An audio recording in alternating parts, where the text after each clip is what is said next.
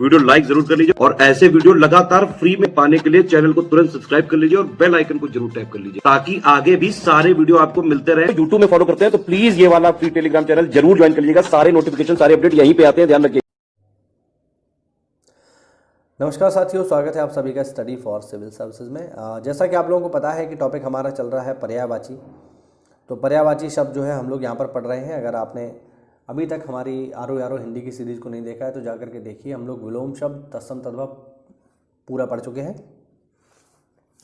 और अब हम बातचीत कर रहे हैं पर्यायवाची की। साथियों, इस शानदार पीडीएफ को अगर आप प्राप्त करना चाहते हैं तो दिए गए नंबर्स पे कॉल करके आप हमसे जुड़ सकते हैं, जिसमें ये पेड पीडीएफ आपको दे दी जाएगी। ठीक है, चलिए तो फिर आगे बढ़ते हैं। आज से हम शुरू करेंगे इसमें प्रॉपर विलोम, जो प्रॉपर पर्यायवाची हैं उनकी बातचीत होगी और आ से हम जो है आ वर्ण से इनकी स्टार्टिंग करेंगे, एक एक करके सबको देखेंगे। पहला है साथियों अरण्य। अरण्य का जो मतलब होता है जंगल से होता है और इसके पर्यायवाची देखिए वन, विपिन, अटवी, कानन, जंगल। ये सब एक ही अर्थ में हैं और इनका अर्थ क्या है सबका? जंगल। ध्यान रखना, ठीक है ना। अरण्य, अरण्य का मतलब क्या है? जंगल। जंगल का मतलब जंगल है ही। विपिन का मतलब भी जंगल है और कानन का भी मतलब जो है जंगल है। एक ट्रेन चलती है नंदन कानन एक्सप्रेस, तो कानन का अर्थ क्या है? जंगल। आपने रामायण में सुना होगा अरण्य कांड, वो जंगल से जुड़ा हुआ है, ठीक है ना। आपने प्राचीन जो वैदिक सभ्यता है उसमें आपने पढ़ा होगा आरण्यक। ऐसे वैदिक साहित्य जिनकी रचना या जिनका पठन पाठन जंगल में होता है उन्हें आरण्यक कहा जाता है। तो अरण्य से आप उसको जोड़ सकते हो। दूसरा है अंग। अंग आप लोग जानते ही हो, अंग या जो शरीर के हिस्से होते हैं। तो इसके पर्यायवाची क्या है? देखो, इसके पर्यायवाची हैं कलेवर, तन, अवय, वयु, देह, काया या शरीर, सब एक ही बात है।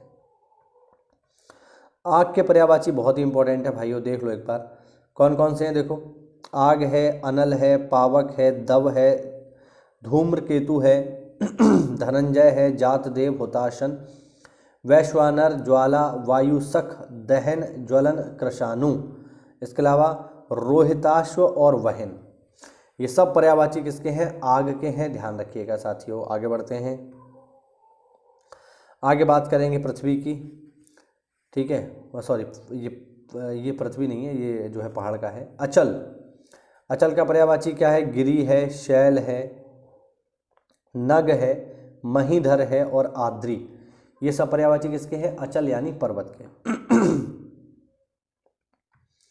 फिर आ रहे हैं आगे पृथ्वी के पर्यायवाची। तो पृथ्वी का पहला पर्यायवाची है अचला, दूसरा पृथ्वी है ही, तीसरा है क्षिति, चौथा है धरा, पांचवा है वसुंधरा, छठा है वसुधा और सातवां है धरती। ये सब धरती के पर्यायवाची हैं।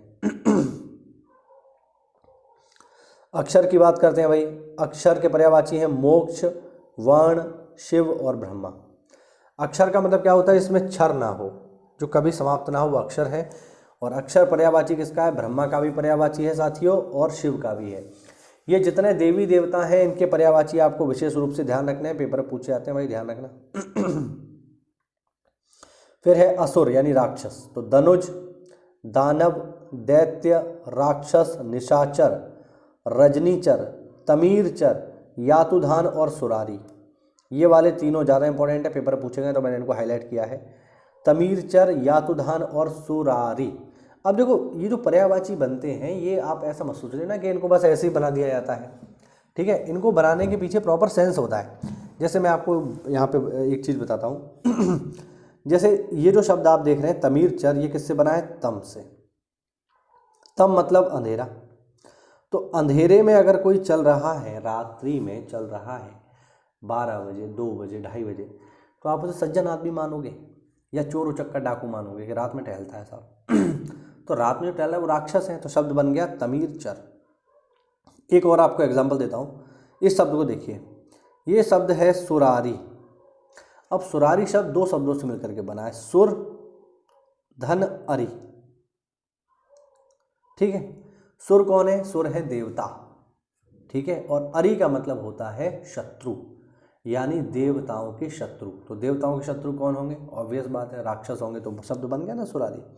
तो अगर आप इसको इस तरीके से पढ़ोगे तो आपको शब्द समझ में आएंगे और आप इनको बहुत आसानी से हमेशा के लिए याद कर ले जाओगे बिना किसी दिक्कत के, ठीक है।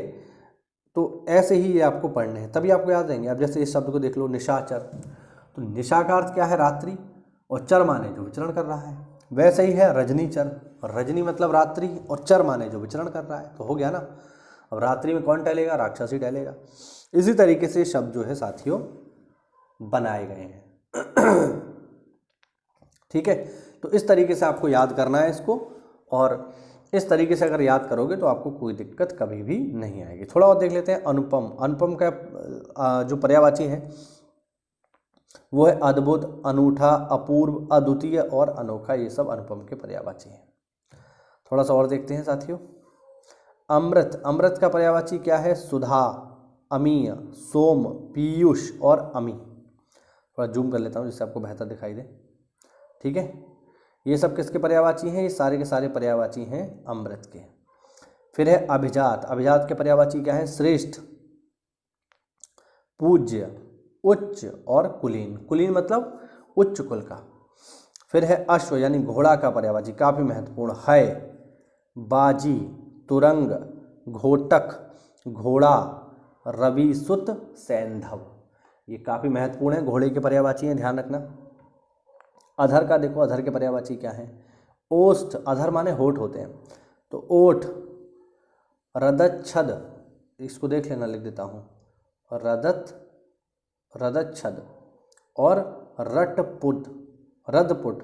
ये देखो ये लिखा है ना, रदपुट। ये सब किसके पर्यायवाची हैं? ये सब पर्यायवाची हैं साथियों अधर यानी ओठ के। एक और देख लो फिर आगे बढ़ेंगे। अज, अज के पर्यायवाची क्या है? अज का पर्यायवाची है ब्रह्मा, ईश्वर और दशरथ। दशरथ के जो जनक हैं वो भी इसके पर्यायवाची हैं। ठीक है, ये सब थोड़ा मेरे गड़बड़ लग रहा है, केवल दशरथ आएगा। और बकरा का पर्यायवाची भी होता है अज। ठीक है साथियों, तो इस तरीके से जो है आपको शब्द को समझते हुए, ठीक है, उसको बनाते हुए पढ़ना है।